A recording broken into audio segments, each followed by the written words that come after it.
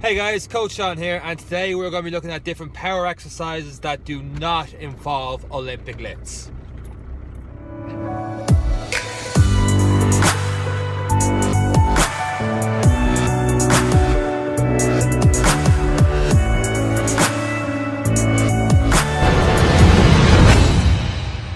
So the idea behind this video is not to knock Olympic lifts. There's absolutely nothing wrong with doing them, provided you can do them correctly.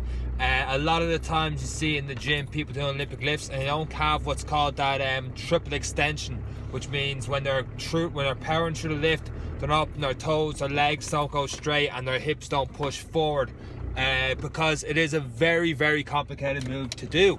Any sort of Olympic lift, where we're talking about the clean, the press, the jerk, whatever it is, Olympic lifts are very hard to perform correctly, and for some people they're better off doing different power exercises where they're getting that triple extension or that power from, rather than doing the Olympic lift wrong, not getting the benefit from it, and increasing their chance of injury. Because let's face it, Olympic lifting in itself is a sport, so you've people performing those few lifts for so many years, and even they're critiquing their form if they're doing it for 10-20 years. So it's very hard for someone that's not doing it as their profession to do it right straight away. So here's a couple of different power exercises you guys can try, and hopefully you find something that works for you.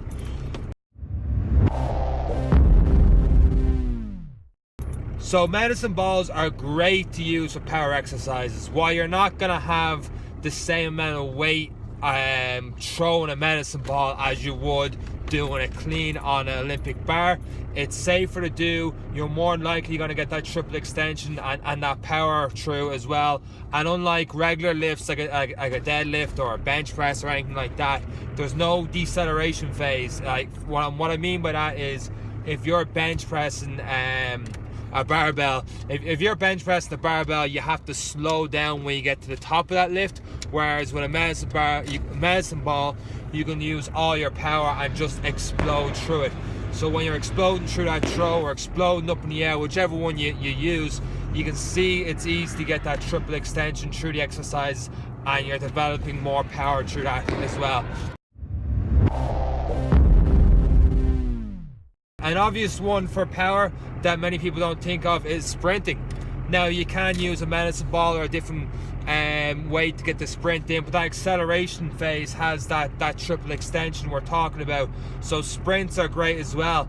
The one problem people use when they're using sprints for power at the start of a training session, because all these exercises should be done after your warm-up and not near the end of the session. But to get back to my point, the small problem people do with sprinting is that they do too many sprints. So their technique kind of goes, so they're losing their energy throughout the different sprints, and they should have a longer rest periods. And sometimes, when you're training with different people, it's hard to get those rest periods in. I want to have those rest periods in. You want to keep going, but your technique's going to drop, your power output's going to drop, and you're just doing more conditioning with the more sprints you do. So make sure you get adequate rest in between each 20-30 meter sprint. So you're talking about, let's say if it takes you 10-15 seconds to do it, you pretty much want over a minute to get that full recovery in before you go for a sprint. The idea being getting as close to the first time as you can on how many sprints you do. So the other thing you can incorporate into your power training as well are jumps. Once again, if you do a big broad jump forward, you're going to get that triple extension in. If you add a small bit of weight, or even as you do that broad jump, you throw a medicine ball forward, once again you're adding intensity onto the jump.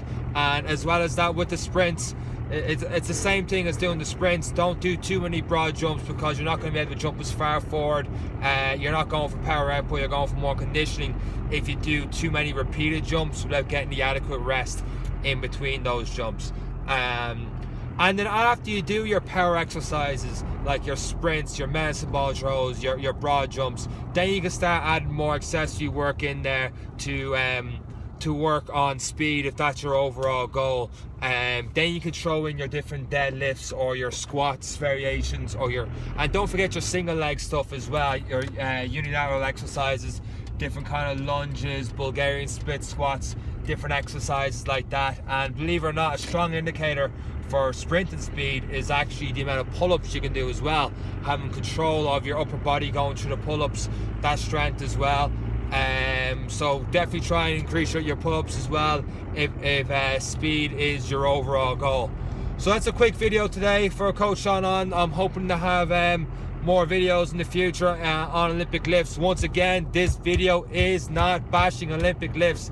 If you can do them correctly and you can get that triple extension in, great. Keep doing what you're doing, but they are an incredibly hard exercise to perform. So the best thing to do is to video yourself when you're doing the exercises, just to make sure you're doing them right, because I'm sure the amount of people that put up their clean and presses or whatever it is on YouTube, they think they're doing them correctly as well. So make sure you get a second opinion too. And that's pretty much all from me today, from Coach Seán. Take care.